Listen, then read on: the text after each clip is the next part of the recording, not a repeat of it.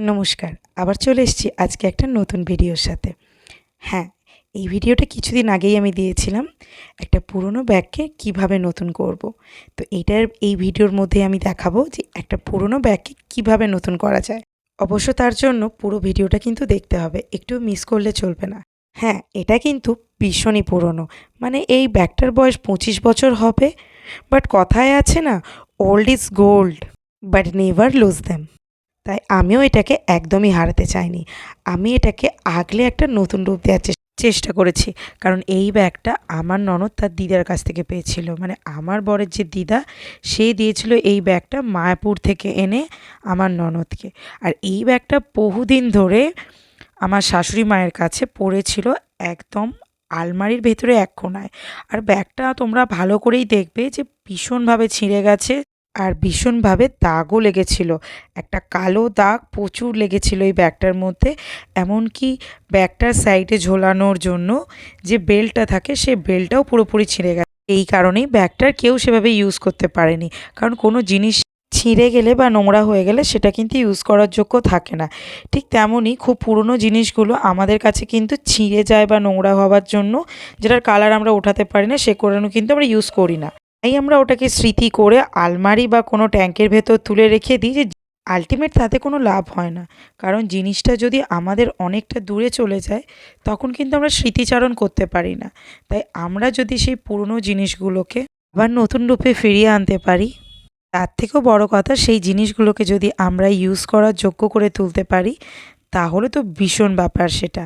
তার কারণ সেই মানুষটার স্মৃতিটাকে আবার চারণ করা, কারণ সেই মানুষটাকে নিয়ে আবার সাথে করে চলা, এটার কিন্তু মজাই আলাদা। আমার কাছে পুরনো জিনিসের গুরুত্বটা কিন্তু ভীষণ।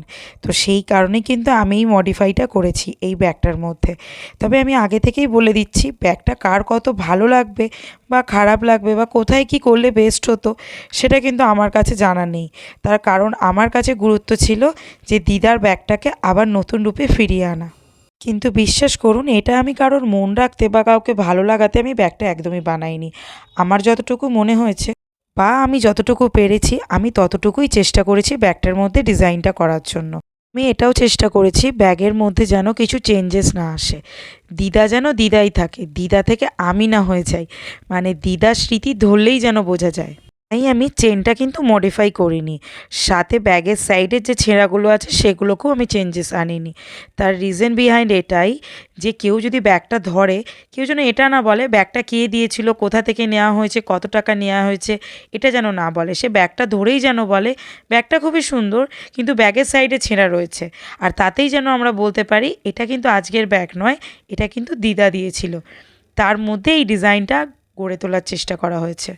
কারণ আমার মনে হয় পুরনোকে আগলে রেখেই নতুনত্ব আনা উচিত। পুরনোকে একদম সরিয়ে নতুনত্ব কিছুই করা উচিত নয়। তাতে পুরনোটা আর পুরনো থাকবে না। সবই যদি নতুন হয়ে যায়, পুরনোর মজাটাই নেওয়া যাবে না। সেই কারণে পুরনোকে আগলে রেখেই কিছু নতুনত্ব করার চেষ্টা ছিল এটা। তবে আমি এই ব্যাগটার জন্য এত কষ্ট করছি, তার কারণ এই ব্যাগটার যে অ্যাকচুয়াল যোগ্য, আর এই ব্যাগটা অ্যাকচুয়ালি দিদা যাকে দিয়েছিল তাকেই ফিরিয়ে দেওয়ার জন্য। কারণ আমি এই ব্যাগটা রেখে কী করব? আমি চেয়েছিলাম এই ব্যাগটাকে নিজে হাতে একটু মডিফাই করে তার হাতে তুলে দেবো। হয়তো ভীষণ খুশি হবে দেখে, নতুনভাবে পেয়ে।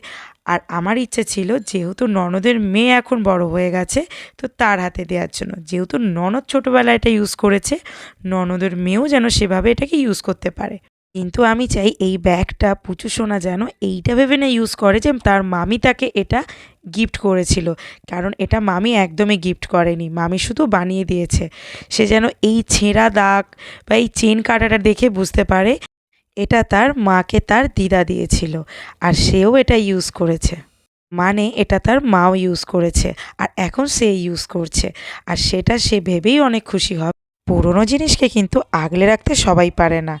আর পুরনো জিনিস যারা আগলে রাখতে পারে, তাদের কিন্তু আগলানোর ক্ষমতাটা ভীষণ। তবে আপনারাও চাইলে আজকেই আপনার ঘরের যে কোনো পুরনো জিনিসকে নতুন করে ফেলতে পারেন। তবে সেটা যে কোনো স্মৃতি হতে হবে। কেউ দিয়েছে আর ওটাকে আপনি সারা জীবন আপনার কাছে আগলে রাখতে চান, কিন্তু পারছেন না। সেইটাকেই আপনি চাইলে খুব কম খরচায়, খুব কম জিনিস দিয়ে বানিয়ে নিতে পারেন নতুন কোনো রকমভাবে, নতুন কোনো রূপে। তবে অবশ্যই এটা মাথায় রাখতে হবে, কোনো নতুন কোনো চেঞ্জেস করতে গিয়ে একদমই নতুন পুরোপুরি করার চেষ্টা করবেন না। চেষ্টা করবেন পুরনোকে আগলে রেখেই নতুন কিছু করার। তবে অবশ্যই এই কাজের জন্য আপনাকে ধৈর্য রাখতে হবে, একটু গুরুত্ব দিতে হবে, কাজে একটু মন দিতে হবে আর ভালোবাসতে হবে, তাহলেই এটা হওয়া সম্ভব। সব কাজের মধ্যেও কিন্তু হাতের কাজ হওয়াটা অবশ্যই সম্ভব, আর সেটা হলেই কমপ্লিট হয়ে যাবে আপনার মনের মতন করে একটা মনের সুন্দর একটা স্মৃতির জন্য আগলে রাখার একটা জিনিস।